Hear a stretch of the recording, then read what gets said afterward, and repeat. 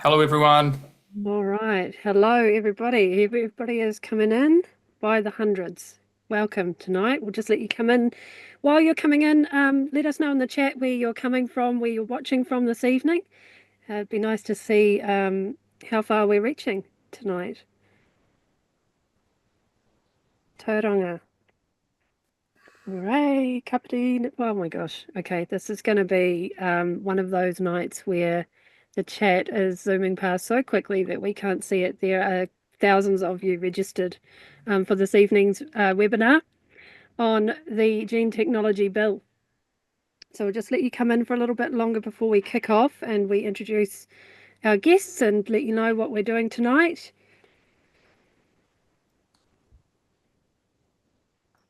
Cool, we're up Brisbane. over. Someone's from Brisbane. That's good. Good. I'm Alia. I'm one of the co-founders of RCR. We've got Claire Deeks, who's here, the other co-founder of RCR, and Tane Webster is our contributor for RCR, is here as well. That's those of us making up Team RCR tonight. And we'll introduce the rest of our guests shortly. Perhaps another thing that we thought that you could let us know in the chat is what is your key concern about this bill?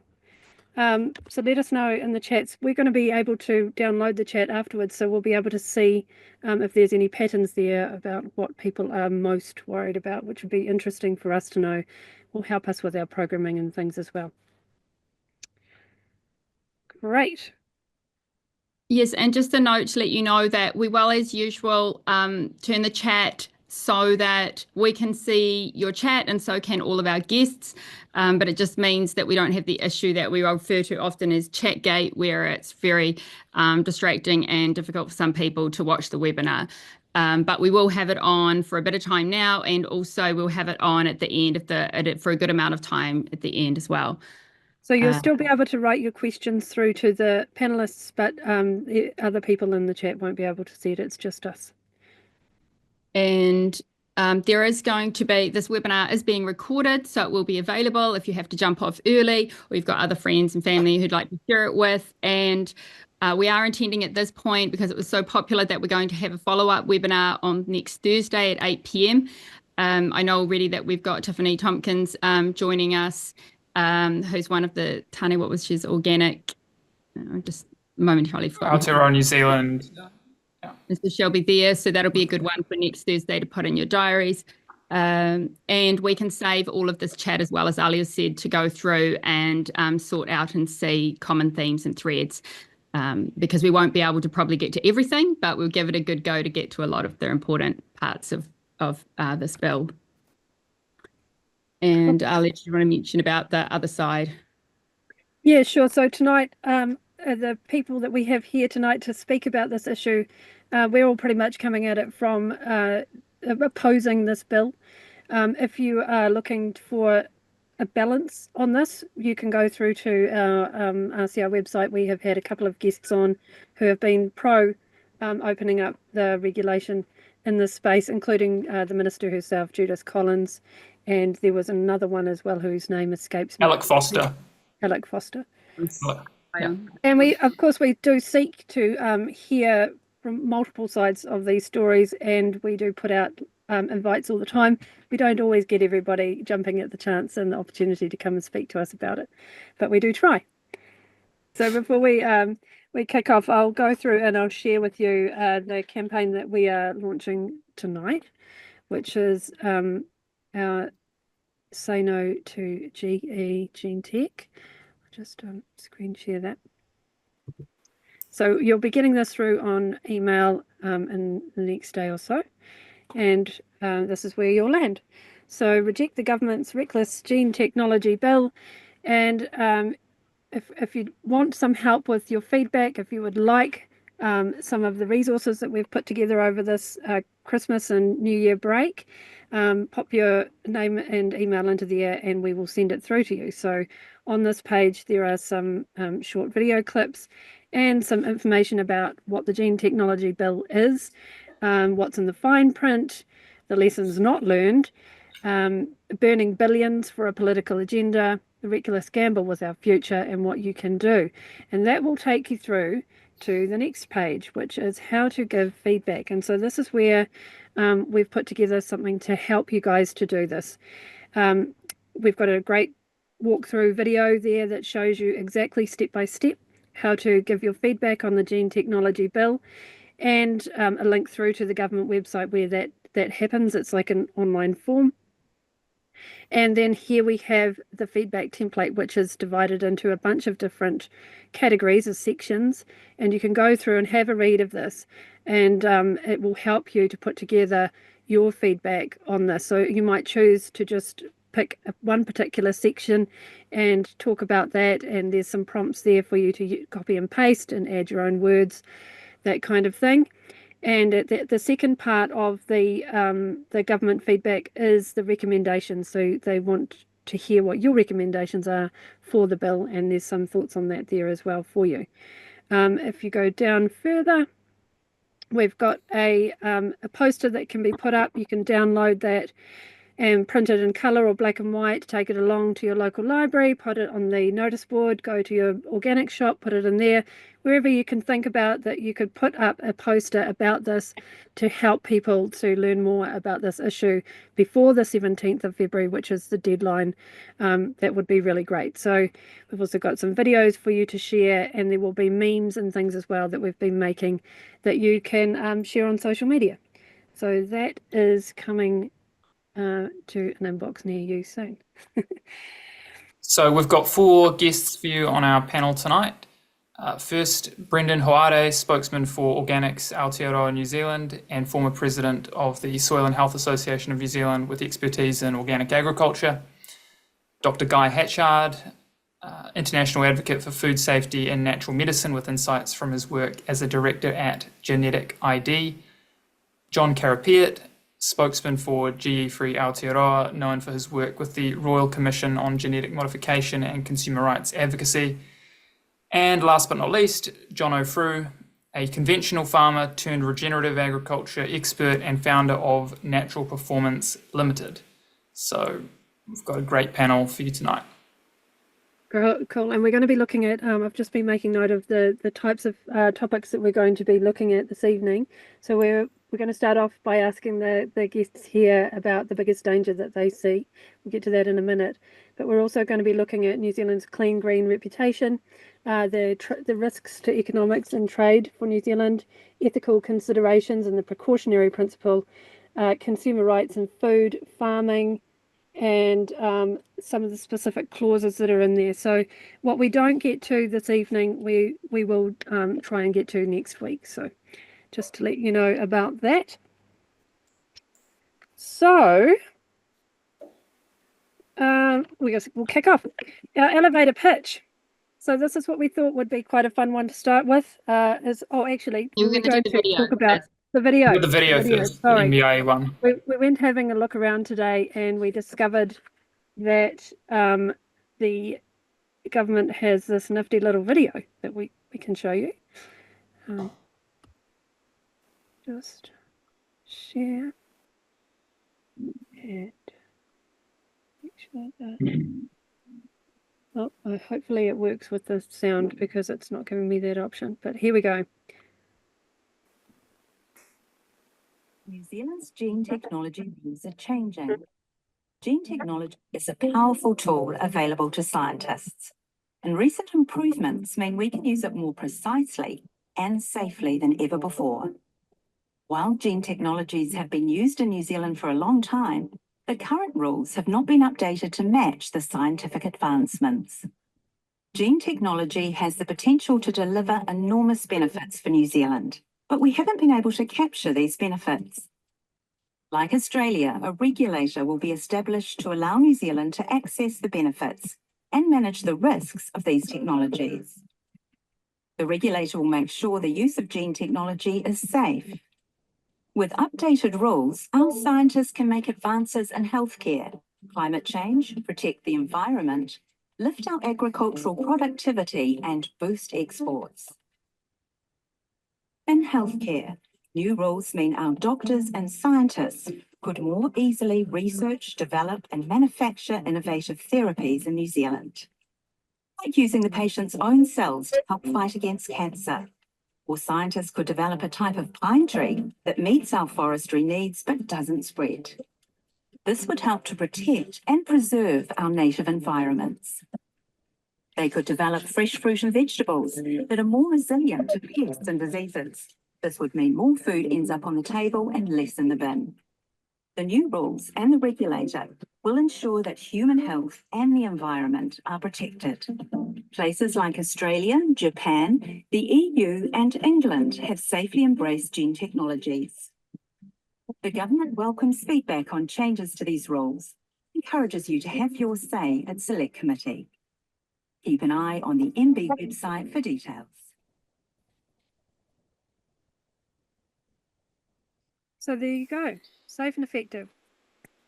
Probably we can just go home. That's their perspective. So yeah, we're now going to have a bit of a discussion with our special guests, and we have perhaps been a little bit ambitious in the number of questions we're going to try to get through. We know our guests are passionate, have a lot to say. If you have to leave early, there will be a replay available in due course. Alia, could you now go over just a basic list of the topics we're going to cover? Yeah, I've already done that. So we'll kick off with the elevator pitch. So you've all expressed concerns about the deregulation of gene tech. If you were stuck in an elevator with 30 seconds to convince Joe Public of the biggest danger of the posed by the gene tech bill, what would you say? So who's going to start with that one, Claire? I haven't got a name next to it. We can just go around the room. So we'll start with Brendan and then go to Jono. Cool, thank you. Welcome everyone, it's great to be here. Thanks for the invite. I'm always fascinated in people, so before I often ask people questions, and I'm going to put in the chat a great reference people can utilize for this. And the 3 questions I came up with tonight is 1, tell me how you feel about your health and wellness. That's my first question. Then I'd move into what would you do to change it? And how would that look like? And the third question I was asked is, how could you best bring that about into your own life and into others? So I'll put that chat in there. There's a great network from a woman called Fran Peavy, help people to utilize strategic questions rather than telling them, listing and eluding them and making them feel they're empowered to do it. Cool. Yeah, that's great, Brendan. Yeah, we're always suggesting that, but I hadn't quite thought about this on this one. So good to remind us of that. Did I say Jono afterwards? Yes, and then we'll go to John. Yeah, sweet. What I would do in an elevator for 30 seconds to convince someone verbally, just to clear that up, it is verbally. I would talk about health and how it all starts in the soil. And for me, health begins with for a start, God, it's such a tough one, but the essence of health is rather simple. But when we focus on one thing or another, we're forgetting about this vast complexity all around us taking place at any time. So when we're focusing on one thing, trying to fix it, and we're fixated on it, we're not always taking into account the effects on all the other moving parts all around us. So for me, it's bringing it back to keeping things really simple, and this is anything but that. Yeah, thanks a lot, Jono. John. Well, I'd say wherever you're sitting on the spectrum of views about genetic engineering in New Zealand, wake up to the fact that wherever you sit, we're about to lose the option to choose. And everyone I think I've spoken to agrees that there may be benefits, there may be risks, but everyone's had the right to choose whether they buy into GM food or not. And what this bill does, and previous acts of Parliament have basically are going to take away the traceability and the regulation of a whole range of what called new genomic technique products, animals, plants, organisms. So what I'd say to someone in 30 seconds is, wherever you sit on that spectrum of support to not support, you've got to allow traceability and choice. That is the deal globally and locally. Our consumers overseas want the choice. New Zealanders want the choice. So for this government to take away the choice by excluding regulating of gene editing from standard regulations is the real big issue. It's not what's in the bill, it's what's not in the bill. Brilliant, Good. thank you. Last one. Guy. So, thank you, John. I agree completely. So, why does the bill abolish labeling of gene-altered food at a time of increasing concern about the effect of additives and food processing on health? And why are we deregulating biotechnology after the pandemic, whose origin and treatment, which has claimed so many lives, came directly from the biotech sector? And also at a time when there are really big questions being asked. For example, the UK newspapers today ran a story that working age male rates of bowel cancer have increased by 57% since the start of the pandemic. Why? And the answer comes back to there are real concerns about biotechnology. So why are we deregulating it? Yeah, it totally seems we should be running in the other direction, really. So moving on. So the first one to answer this one is Jon. Could you have a talk about, our clean green reputation and brand of New Zealand is really important. It's something I feel like it's part of our national identity. So how do you think, what are the implications for this branding for New Zealand coming from this bill? Well, I absolutely agree with you, Alia, that it's become the GE Free kind of aura has become part of our brand identity. And in a way, New Zealand has missed a bullet for the last 20 years because we've had strict regulations. There's been no ban on GMOs, but the applicants have had to show evidence of safety to the environment and to people. And the industry said that's too hard. So that's what this bill is all about, to make it easier for industry. And New Zealand has had a very good reputation and continues to have that reputation as being clean and green, ethical to some extent. We all know that we've got some big environmental problems, but the big challenge for us and the industries here is to move along that pathway, to find a middle path to transition to agroecology and sustainability. Now, what the clean green brand New Zealand image is internationally is what we market ourselves on and what makes us rich. And the Prime Minister's personally said to me in rejecting my concerns that we've got to protect the organic and non-GMO markets and exports. GE is going to make us rich. Well, it's not going to make New Zealand rich if it comes at the cost of that clean green export image. And I can tell you now, the data globally is really clear. The markets for non-GMO, not just organic, but non-GMO conventional food is growing at like 12, 13% a year, not everywhere, but in our markets that we're targeting, China, India, Europe, America.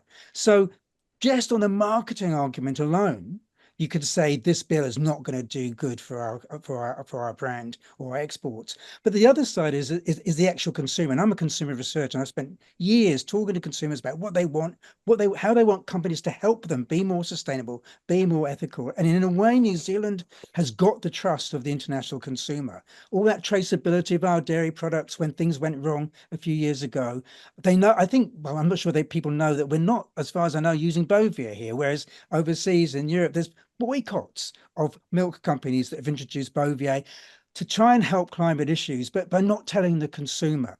So not telling the consumer is the biggest betrayal of the consumer that you can have in the marketing world. And that's what we're about to have. We're about to have the betrayal of the consumer, and that promise the government made to say, oh, there'll still be a choice, by not allowing labeling and traceability of most gene-edited products that are deemed as like nature. And they're not just being deemed like nature, but they're being deemed as safe as nature.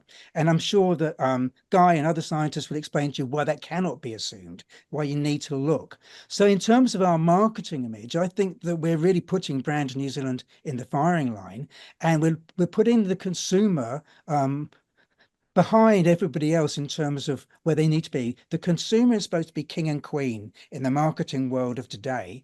And supermarkets have listened. I mean, our local supermarkets, Countdown, Woolworths, Foodstuffs with Pam's, they've all got non-GMO policies for their own house label brands. That's because the consumers in New Zealand, not just internationally, but have bought into the non-GMO idea. And in fact, if you go to the supermarkets, you don't have to worry about GMOs today because none of our products grown in New Zealand are GMO. Fonterra export to the world using, I mean, certainly in America, they use the non-GMO logo. And then that was set up to let Americans know that their product hasn't got non-GMO. And that's why they're buying Fonterra and New Zealand milk. And as we know, Hawke's Bay and Northland are marketing themselves as GE Free zones, supporting their exporters. So there's a whole web of the consumer demand globally and locally, and what industry and the food industry can do to meet those demands. And what this bill does is cut right across those and ignores the consumer demand for non-GMO and will undermine trust in brand New Zealand. Brilliant, thank you. Is there anyone else who wants to weigh in on that question? It might be a good segue. Sorry. Oh, you go ahead, Brendan. No, I was going to go, you know, there's a bit of a segue across really into trade risk, reputation. So just a bit of context for people. I'm a practitioner in what I do, both certified organic farm. So I live the experience. And I think that's what everyone here is about. And my experience in this, so we actually trade as a company as well. Okay, so we export. We've had an export go out this week. Our focus is on certified organic, natural, fair trade brands. And we work with companies that aspire to the pure, 100% pure vision. That's where people want to move. So we help through our networks. And there's a global community that really want us to win. And I think that's what we've got to remember with this. And we've done that work with NZT. We've taken delegations to Korea, Japan, US, Australia. So there's this thriving network which isn't discussed at all. That people love what we've got. There's this mythology about New Zealand being clean and green and pure. That's why tourists come here. They don't come here for cuisine and fine dining. No, they come for something that they're missing inside. And so Jon's touched on that from a marketing perspective. And what we did, so as was mentioned in the introduction, we did some work with, I work extensively with the national body Organics Aotearoa New Zealand. We've taken 2 delegations to Wellington. The first one was on science. That'll be touched on later. And the second one was on economics. And we engaged New Zealand Institute of Economic Research. They did a report.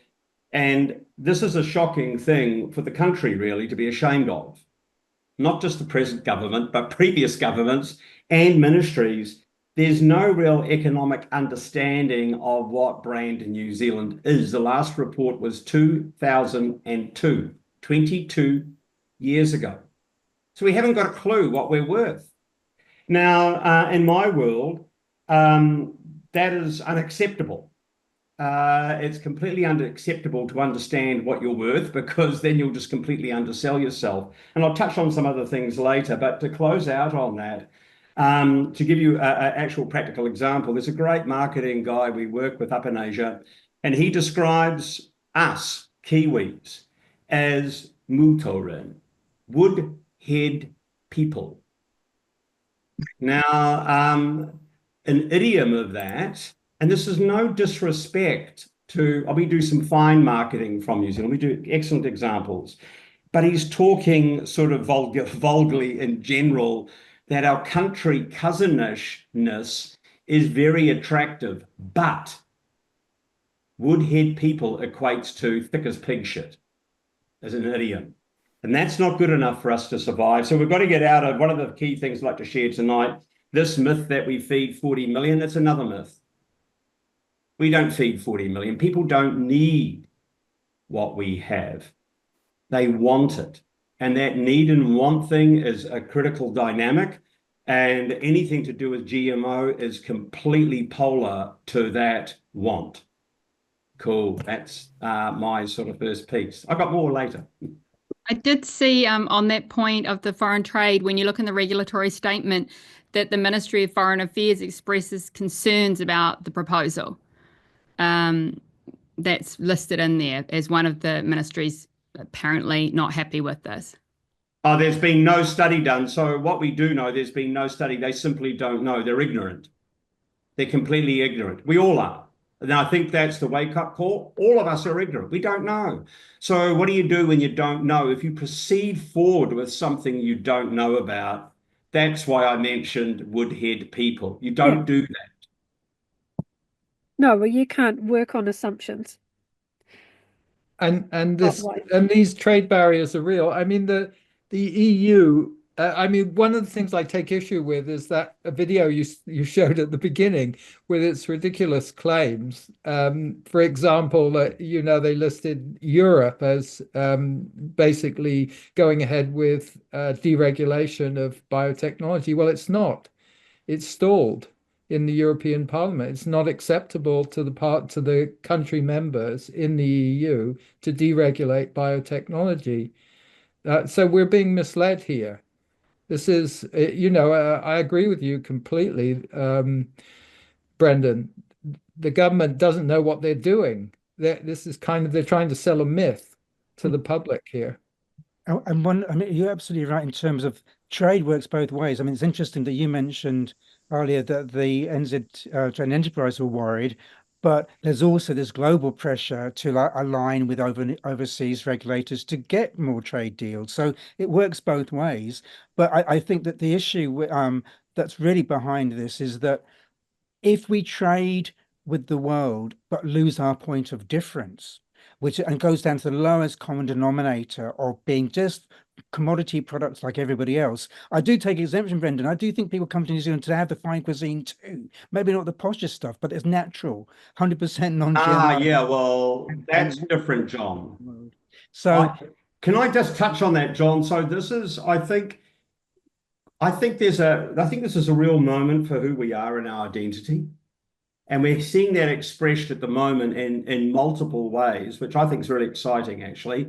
There's an Indigenous expression. If we just step back a bit, it's really exciting. If I was to give someone a cuisine opportunity in New Zealand you get nowhere else in the world, it would be mussels on fire, corrugated iron mussels. That's our experience. It's not trying to pretend like we're in mini Europe or somewhere else. No. But look at what Peter Gordon does. He does local, organic, beautiful food, and that's what he's trying to present us to the world.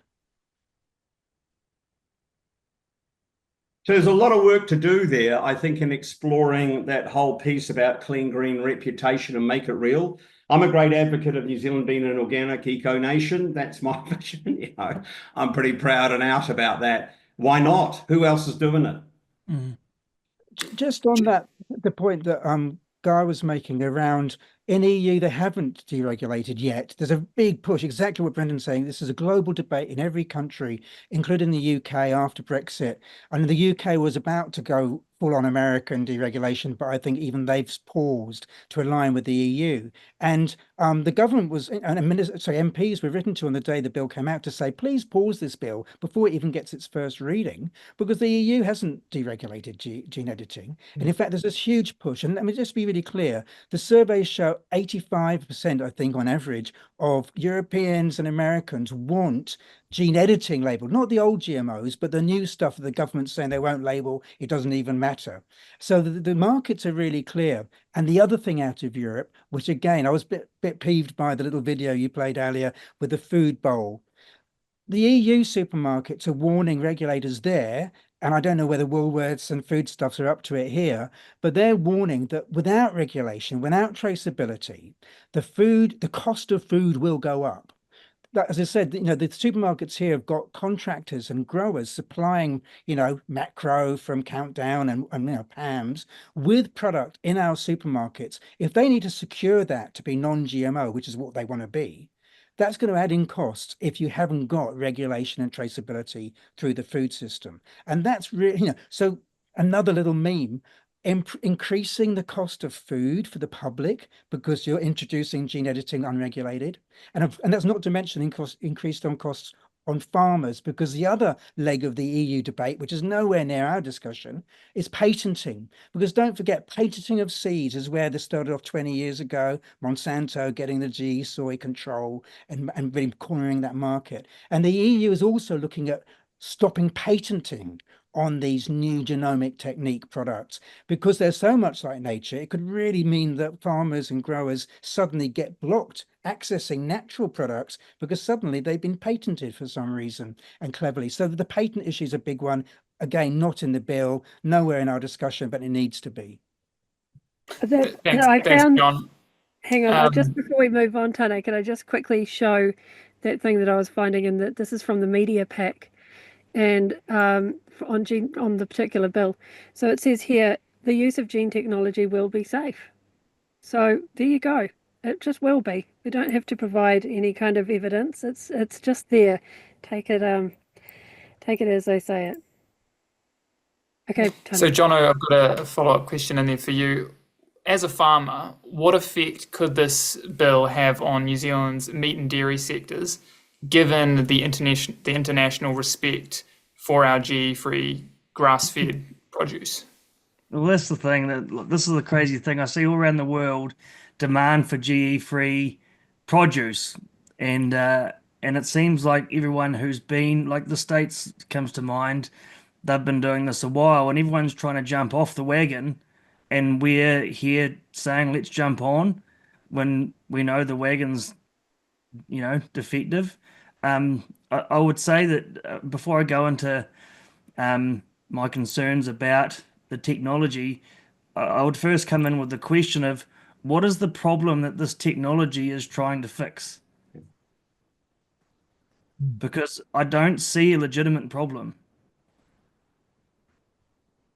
So, like, the first that it just needs to be addressed is if this thing's going to add, if it's going to take more of the market share away from farmers and add it to, if it's not going to come out of the pockets of farmers, which it probably will, and it will also probably cost the end consumer more, what's the cost benefit analysis?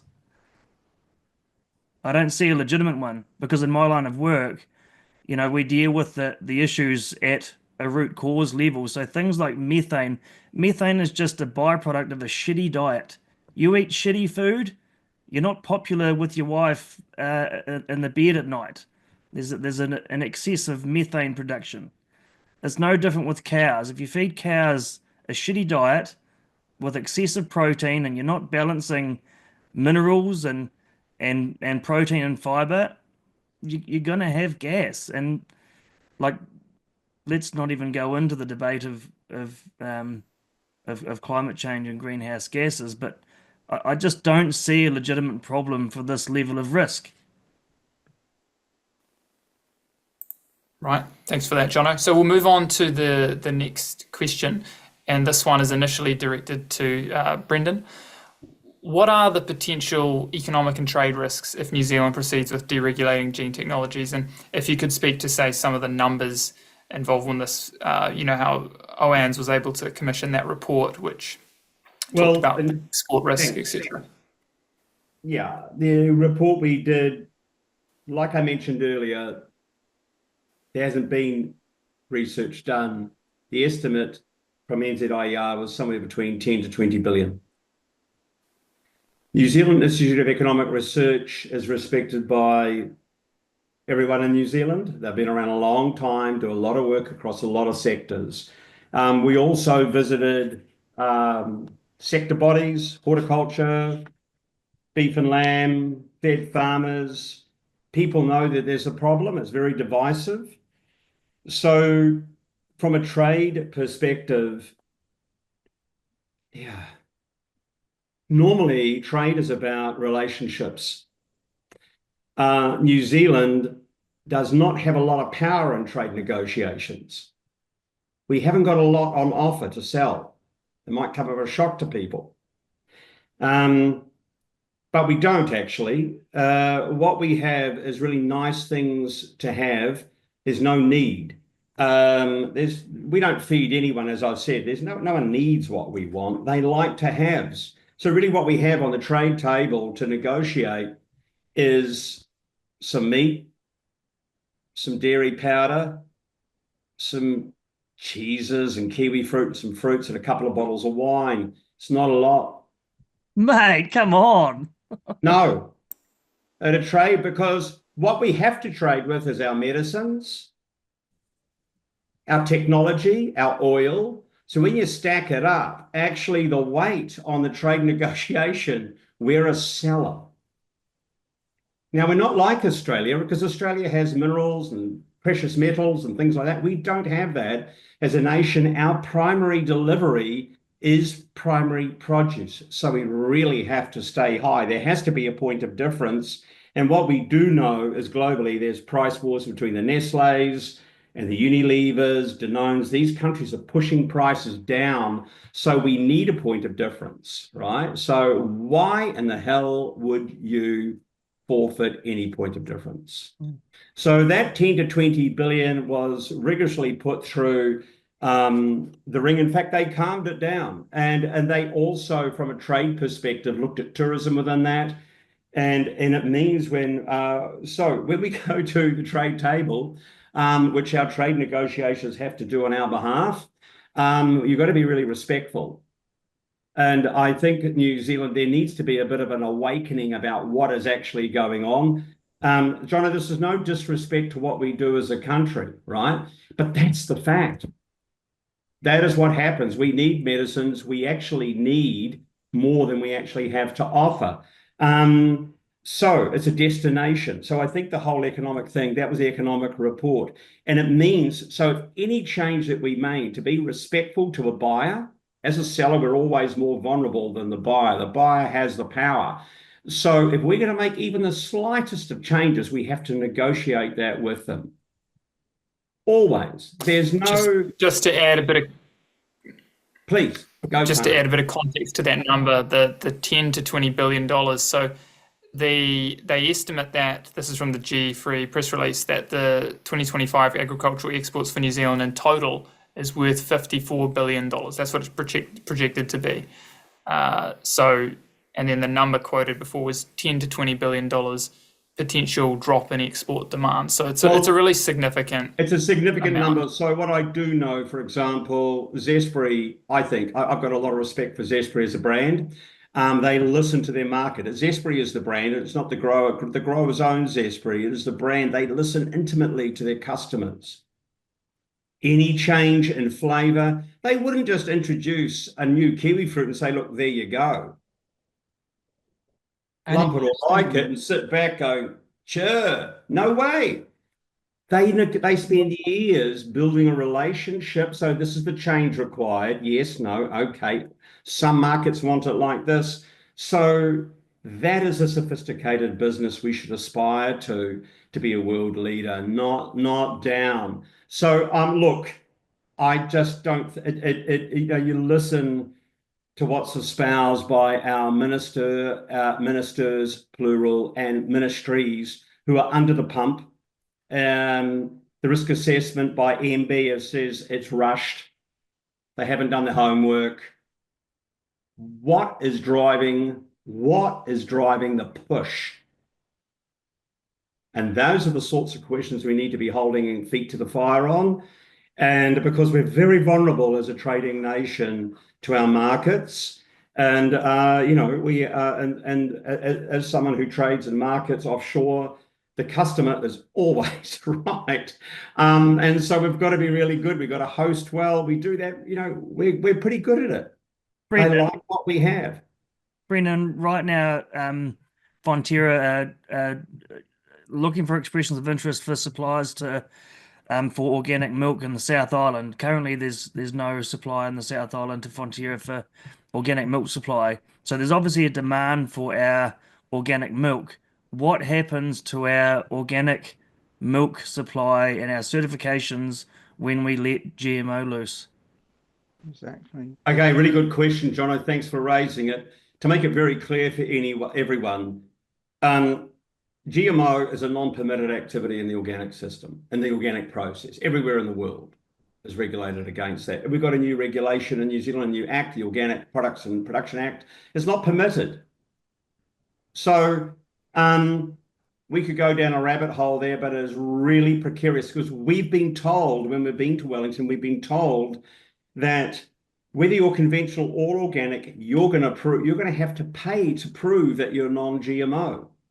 Now, I'm helping a company in Australia, which is helping a company in China try to get into Europe because they keep finding GMO because the level of testing keeps going up and up and up and up. And this is going to happen to our product. Look, they can find glyphosate in our honey. They ping us all the time. So, it's kind of precarious, scary, really, what we're thinking of doing. It's not very smart, and everyone here has to really hold their feet to the fire on this. And just to assure you, Jono, that I do know that most major companies in New Zealand who deal in food have got their hands up just going, whoa, radical. It is radical, way too fast, way too much, no discussion.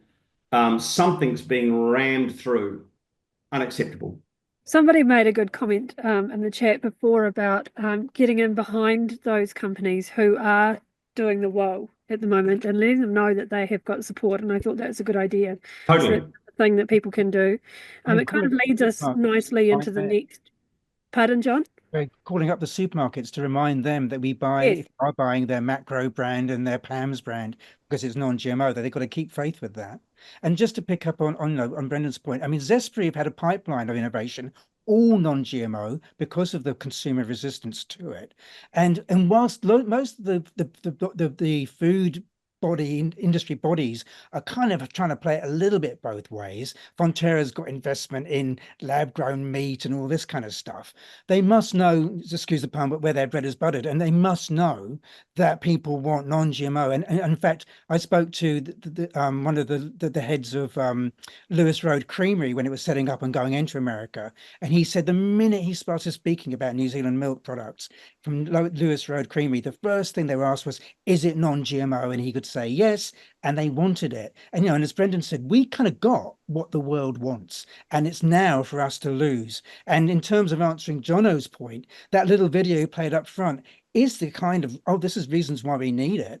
But as this panel, and I hope a lot of your listeners know, is if it's about fixing climate change by altering the gut of a cow, well, we know, as Jono just said, that mixed forage can reduce the methane, that they're spending billions or millions of dollars trying to do the GE ryegrass. There's variations that can do that, and mixed forage is something that will improve animal health. So if it's climate change, the answer has to be, well, there's other ways to fix this. And if it's, I'm not sure what the other problems are. If it's food quality, well, organics and sustainable non-GMO agriculture is probably where the food quality market demand is. So, we could go through what the arguments are for GMOs, and I think we might end up with, and we'll go there in a minute, medicine then. So it's going to help the sick people. Yeah, thank you. That kind of leads us into the next one, Guy. I was going to ping you for this one, please. So you've been vocal about the absence of the ethical considerations and also the precautionary principle in this bill. Could you elaborate on why you believe these should play a central role in gene tech regulation? Thank you, Alia. Well, the precautionary principle basically says that there is a social responsibility to protect the public from exposure to harm when scientific investigation has found a plausible risk. And we do have a plausible risk here, and that risk appears in two ways, basically.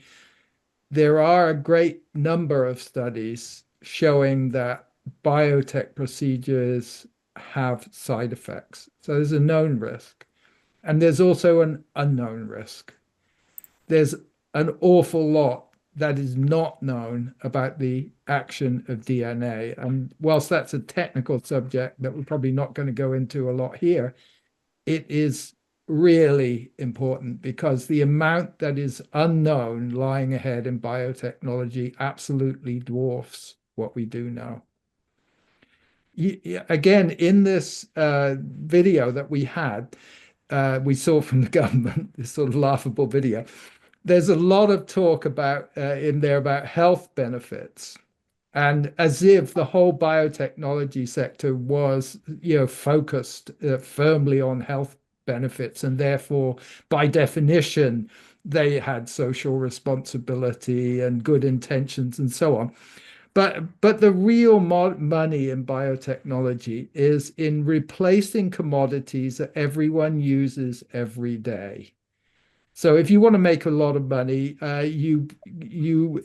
synthesize a food additive, or you persuade the government to mandate that everybody has to use what you make, as happened in the pandemic, or you replace staples that everyone has for breakfast. Now, the absolute need of people who want to work in that field, which is almost everyone in biotechnology, is there should be no requirement for side effects testing.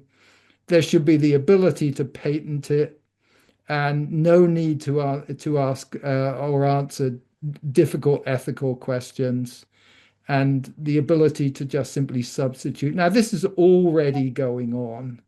And it's going on here in New Zealand also. And foods and additives are appearing here without us knowing what's happening. Our basic foods are changing, are the rennets in cheeses, the flavors that go into foods, the colorings that go into foods. They're all swapping over into biosynthesized. So you know, I got a little story here. My daughter had a good friend when we lived in the Midwest, and they had a house with 12 bedrooms and 3 swimming pools. And her grandfather invented a strawberry flavor. So when you buy strawberry ice cream, then it doesn't have any strawberries in it. It has strawberry flavor, and you're enriching someone who has an absolutely grand lifestyle somewhere on the other side of the world. If you say we used CRISPR to produce something here in New Zealand, that if you want to commercialize it, so you've done a bit of gene editing, you've discovered something which you think you might commercialize, well, you then have to pay a patent fee. The patent fees run to about $100 million per product if you want to commercialize something you produced using CRISPR. That's, you know, you're paying someone in the United States.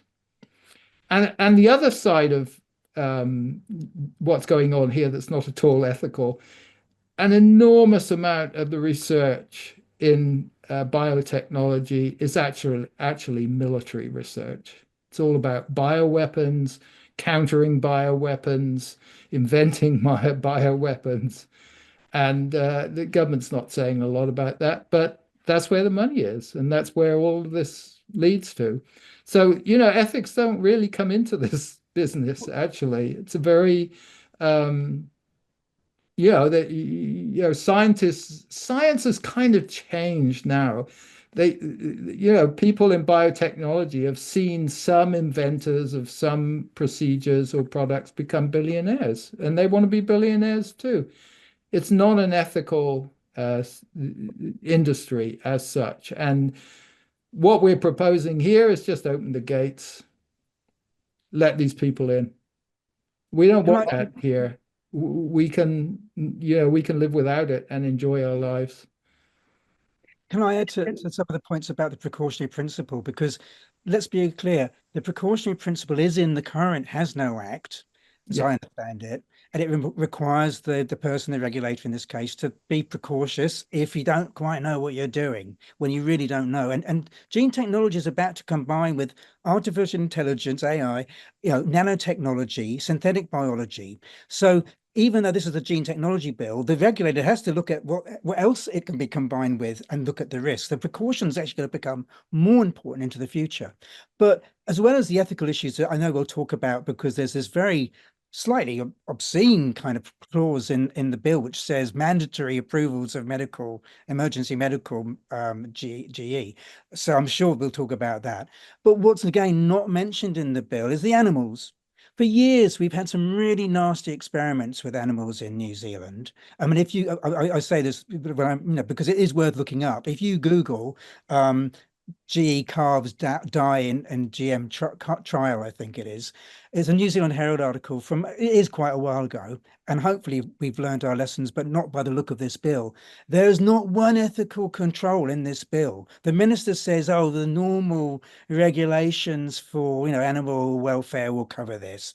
Not with GE. If you can imagine what you can do with just changing an animal to be slightly more useful to industrial farming. And we're not talking about cows and their guts. We're talking about the size of chickens, the limbs on animals. If we don't have regulation to stop cruelty to animals through GE, again, we're really missing the boat. And I hope that the animal welfare people around the world will wake up to this. There's not one word of ethics in this bill for humans, for animals, for society. Absolutely, Jon. Yeah, I think it was actually really telling when I looked at the regulatory statement itself, as I've referred to it a few times, because you just can't quite believe it, how often they're actually critiquing what's going on. But what they even say is, they say it's safe, but I saw that they said one of the out-of-date provisions, which is why we need this bill, it's out of date, is the precautionary approach. It's like, so it doesn't even make sense on the reading of it. Can I just make one quick addition to that, Claire? There's also this mantra that we're very outcome focused. It's all about the outcome, which is a very ends justifies the means sort of mentality. There's been a big change, and I think we can all feel that. We all feel that. So just from an organic, Jono's point about an organic process to be certified, it's a process. It's not an outcome focused. Organic is not a quality label. It is that you have passed a process to order to reach a standard. We are shifting completely away from that process into being very outcome. So the logic of that is there's no reason in the Olympics to have standards. You can just juice up and run as fast as you want because it's all about the outcome, right? Jump high, run fast, let's see it. There could be a dual Olympics like that into the future. But I think these are the sorts of, the language, Claire, that you just picked up is critical. We've got to pick up on the language and push it back. Yeah. I'm wanting to ask a question to Jon now. From a consumer rights perspective, what risks does this bill pose? We've probably touched on some of those already, but sort of. Well, no, in fact, some of the MB reports actually say there's actually data to show there's not a lot of support for this transformative change in this bill. I think its primary purpose, a research company, and they slightly were dodgy if you go to their report, primary purpose, it's a dodgy little page because it shows actually 14% of the New Zealand people they surveyed support easing regulations of GMOs and GE. It shows another bunch who support case by case, opening up research. Now, that group was combined in their report to say a lot of people support this. They don't. 14% support the radical change. Most people certainly want consumer choice and the right to choose. So as I say, the things that are not in the bill, not allowing regulation and traceability of these new genomic techniques means no labeling, no tracing, no consumer choice, no market pushback. And somebody was saying to me, oh, the market will push back on this. The whole thing's being jacked up, so the consumer has no right to know. And so that's really at the heart of this issue from a consumer rights point of view, the basic right to know that our food, our choice, the little logos that you see around, and that's being taken away surreptitiously. The minister will say, oh, we're going to continue to label the GMO food, those horrible transgenic things that we know you don't like. And this is new stuff. And it's nothing to see here. This is not GMOs, this is gene editing. Now, as I think Guy or someone said early on, this is nonsense. These are highly complex, clever, powerful technologies about to be combined with AI and nanotech, etc. So you've got to regulate them. And even if they're assumed safe, which there's no scientific basis to assume safety of gene edited foods unless you check to make sure you haven't changed anything accidentally. But to assume safety and exclude all of these products from labeling and traceability is a betrayal of the consumer. And as I think somebody already said, it's going to transfer costs onto the organic growers, onto non-GMO conventional growers, which is the majority of growers in New Zealand, onto consumers, because the supermarkets aren't going to pay the growers to keep it safe and without charging the consumers to pay them to keep the food supplied safe. So it's all coming down the supply chain. And there's a number of articles. I think GM Watch is a very good source for the global news. And they're saying in Europe, as well as the supermarkets saying, you've got to regulate this stuff, you've got to trace it, you'll increase food costs if you don't. And that's what I haven't heard that from Woolworths here. I haven't heard that from Foodstuffs here. I haven't heard it from the growers supplying those companies, but they're all in the firing line with the non-GMO and organic producers. So, and the reason why they're in the firing line is not because they need to worry about it for any other reason, and that's what the consumer is demanding globally. The market growth for non-GMO and organic food and sustainable and ethical food is the opportunity. And there's an opportunity cost from not pursuing that, not knowing how much we're worth, as Brendan's pointed out, not knowing how many people are buying our products because they're non-GMO. You need to ask them. But I think there's been a deliberate not looking at this. Ironically, New Zealanders end up having this great brand asset, this point of difference in the market, which the government's busily trying to hide, pretend it doesn't exist and get rid of. I mean, Prime Minister on Jack Tane interview said he thought the premium was only 5% for non-GMO. It's much more than that, as the study that the OAN's commissioned. And he also says he sees no risks. Now, someone's got to tell him about the risks.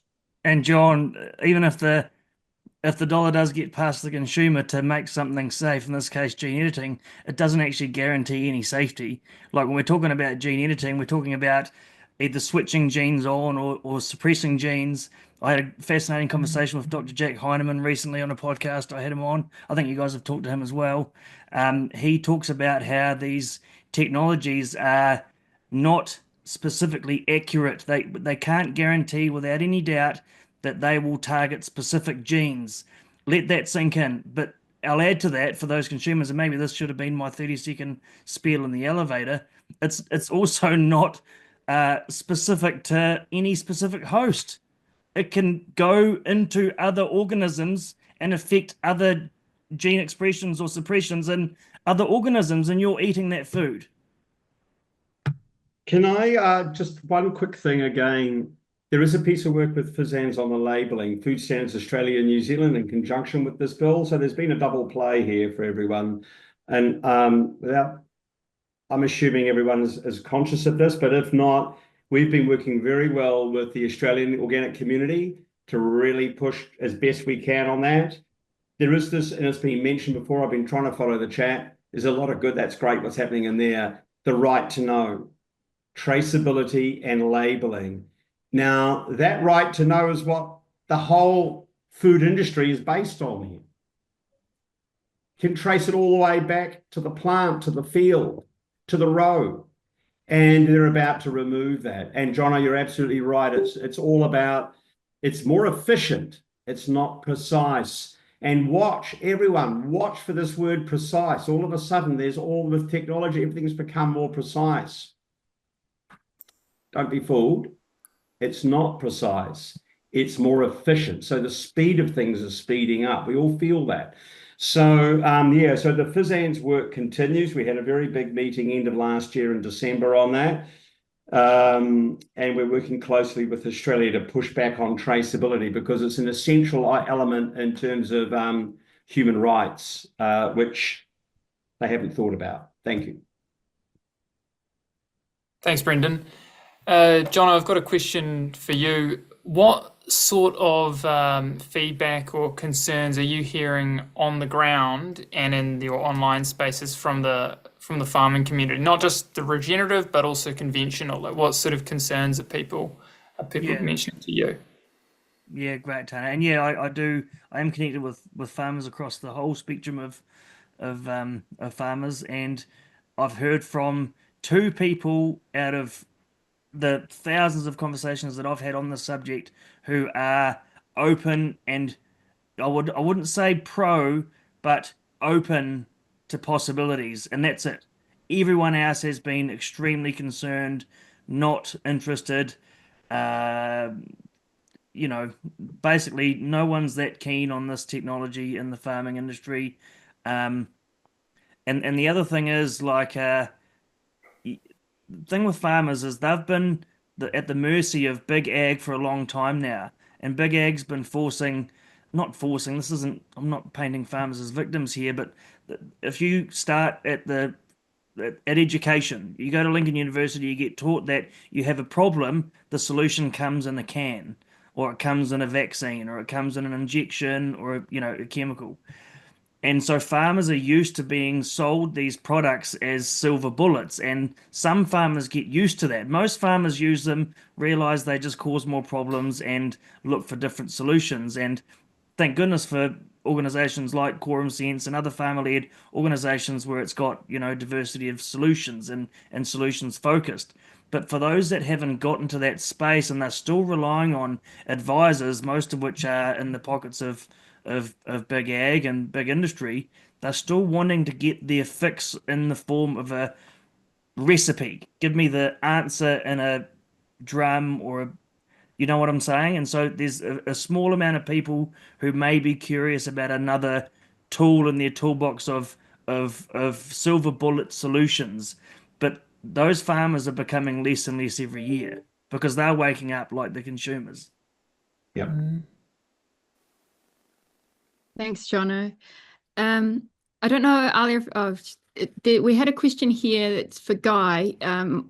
We're seeing a lot of anxiety on the internet about the use of this phrase, mandatory medical activity authorizations.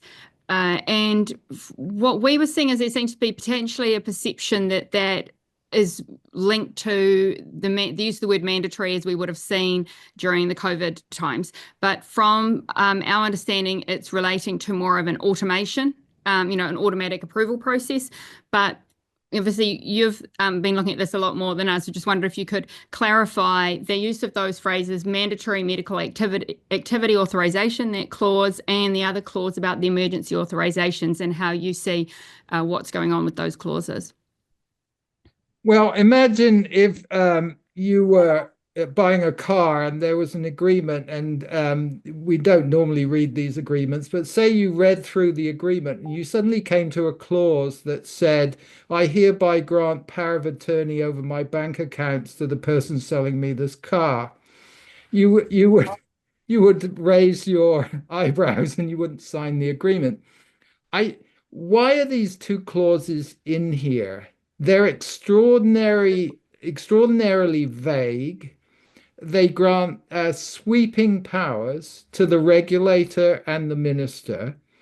And the whole structure of the bill, which sort of, I think it basically grants powers to someone over our lives that are vague and can be misinterpreted and misused. And I don't care how many times they tell us that actually we're going to be using it like this. It's not going to be like that. If the wording of the bill is that loose that it grants sweeping powers, you can bet your bottom dollar that they are going to be misused.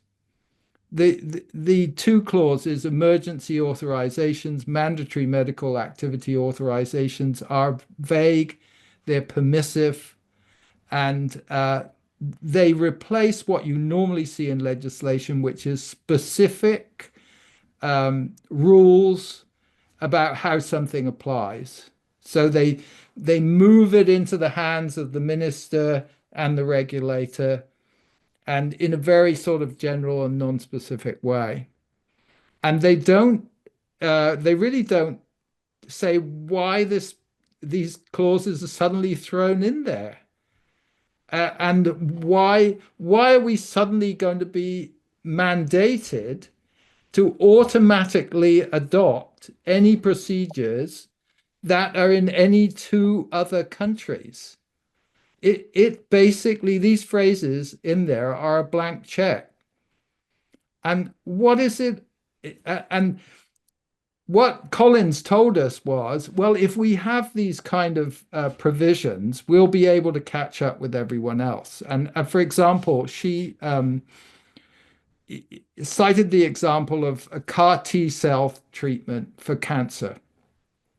And she said this would be a huge boon for the country. Well, CAR T cell treatment for cancer costs about 1 million New Zealand dollars per person. There are 30,000 people diagnosed with cancer in New Zealand each year. Say we had to mandatorily adopt CAR T cell treatment, which we would have to, because the bill says that the regulator has to approve it.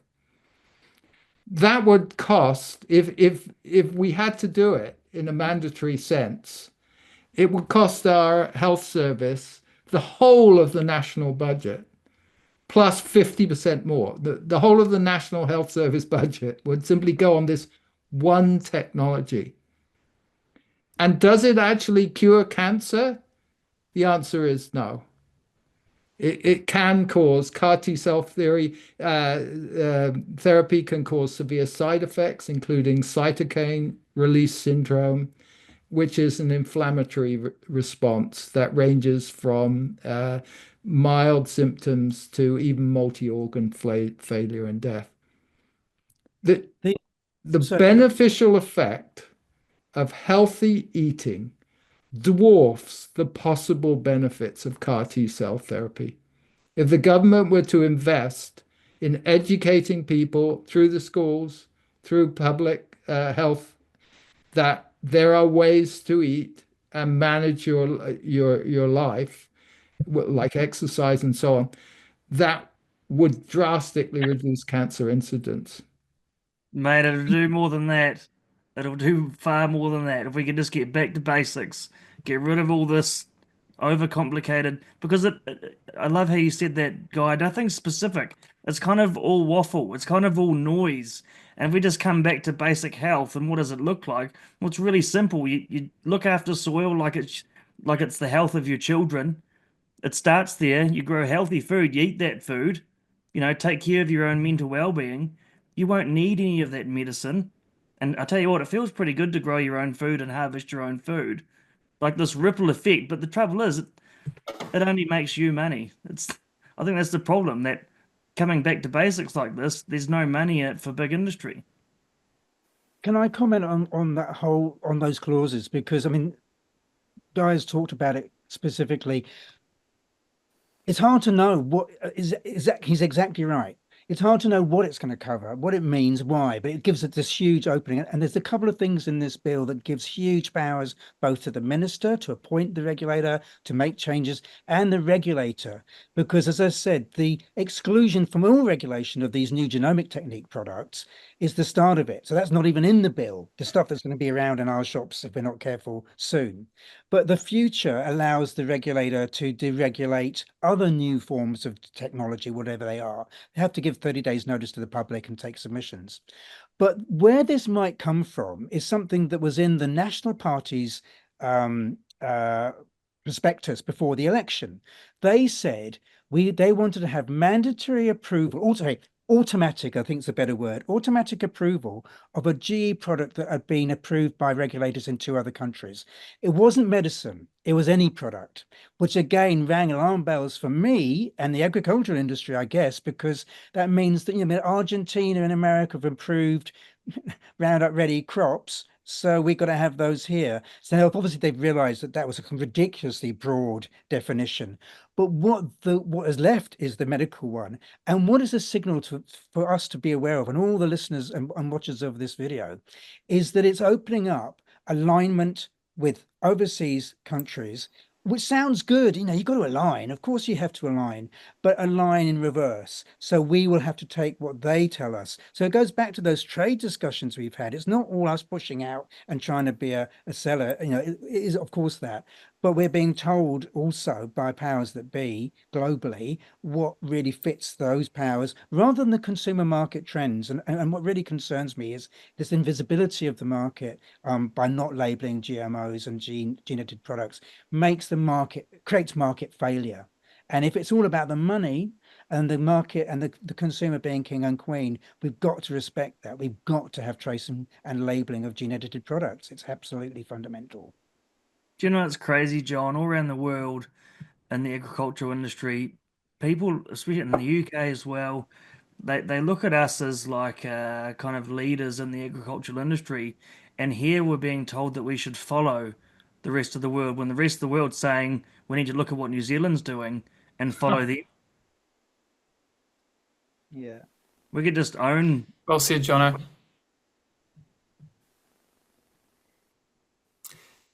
So I was going to ask, who stands to gain from the bill? Talking not necessarily individuals, but organisations and industries and businesses. Who stands to gain? Brendan? Yeah, look, that was a really, I think we're getting warmed up. As good as we get to the end, we're warming up. I think we could all feel that there's clearly a change going on. All of us, at one level, there's change going on, and with that, an awakening. My take on things, and I'll qualify this in terms of my work here, both in New Zealand and globally. I've been on the World Board. I've been on Unilever's Sustainable Agriculture Advisory Board, and I write with a global alliance around the food systems. There's a whole consortium of people. But clearly, my opinion is the West, the industrial West, has lost all moral leadership. It's gone. You'd be foolish, anyone would be foolish to back us. We're part of that industrial complex. We've benefited from it, and it's gone. It's in the past. And I do think, looking at it at a meta level, what we are seeing is voices coming up everywhere in the world. In my experience, I spend time overseas, whether it be traditional or indigenous voices coming out, trying to say we've got to do it different. We have to listen. And that's about a power relationship. And so it is an awakening and a real chance of us. This is all about control of the food system, without a doubt. And IP. It's as simple as that. And so we, the big tato, have to get that back. That's a people thing. So we've got a choice. And so, look, I really congratulate. It's a very simple question. Who gets to gain from it? Agri-tech. They're the people making money, not farmers, right, Jono? No. Suffering. Who benefits from this is those suckering off, and enough.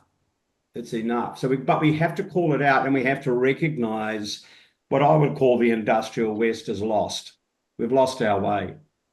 So there's this giving up, giving in, letting go, but we've got to be clear about what we want. And I think that's really exciting.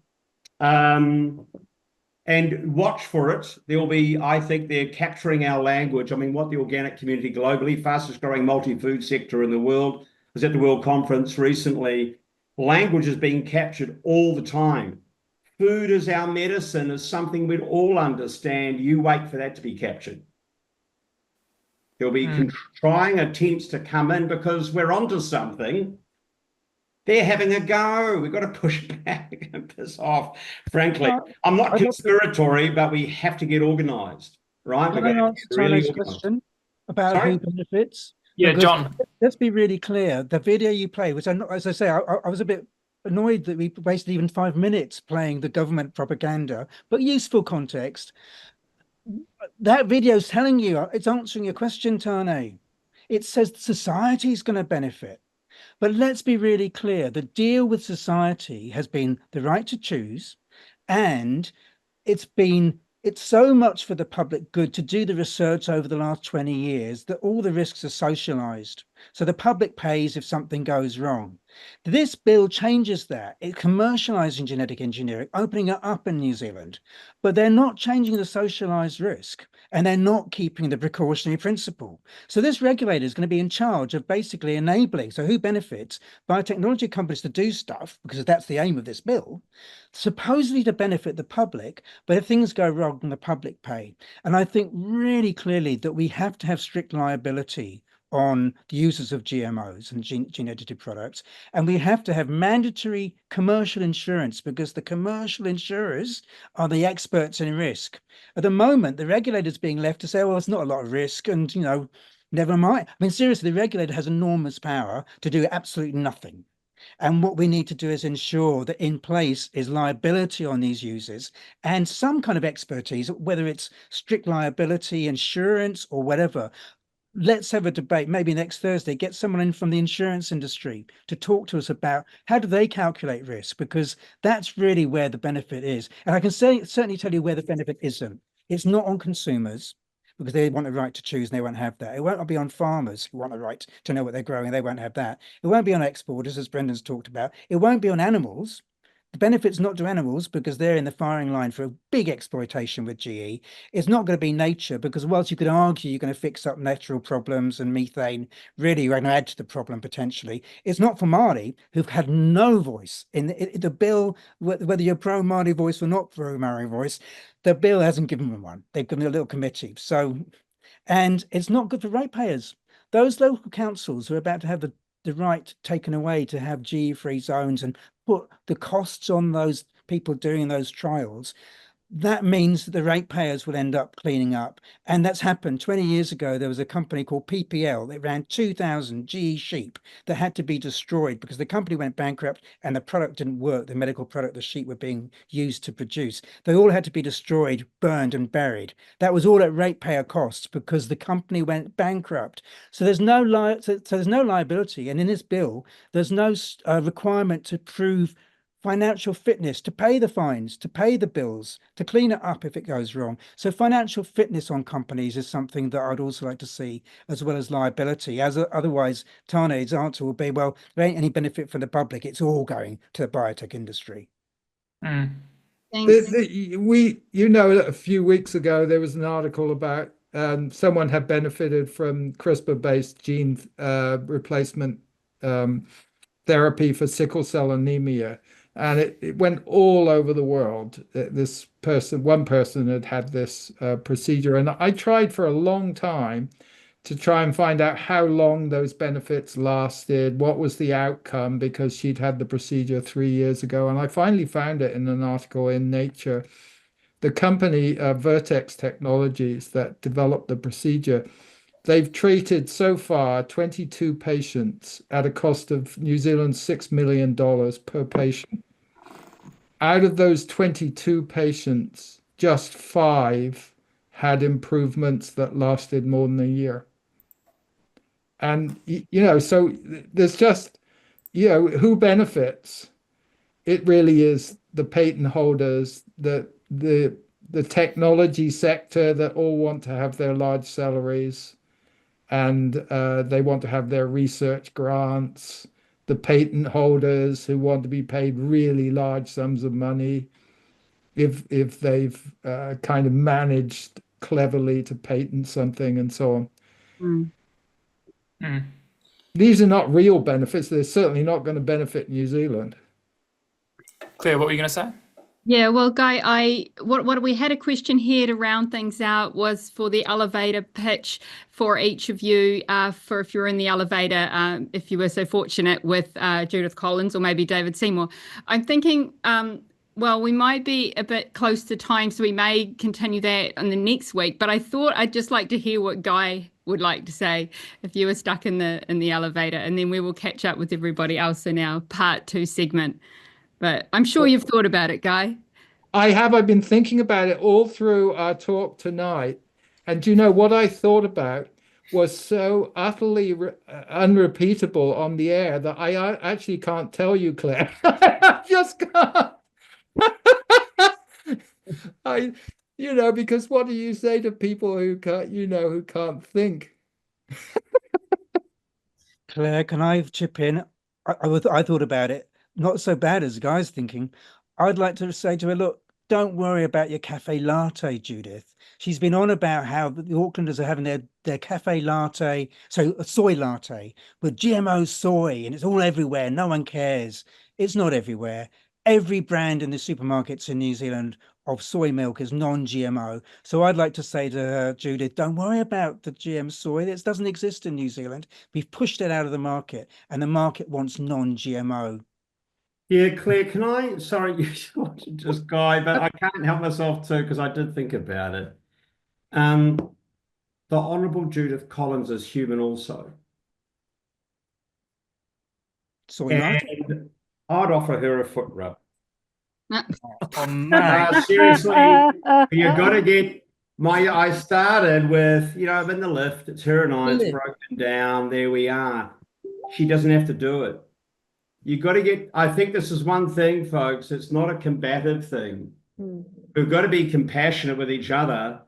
That's what we're seeking with our relationship with the earth and our food. We talk about healthy soil, food, and people.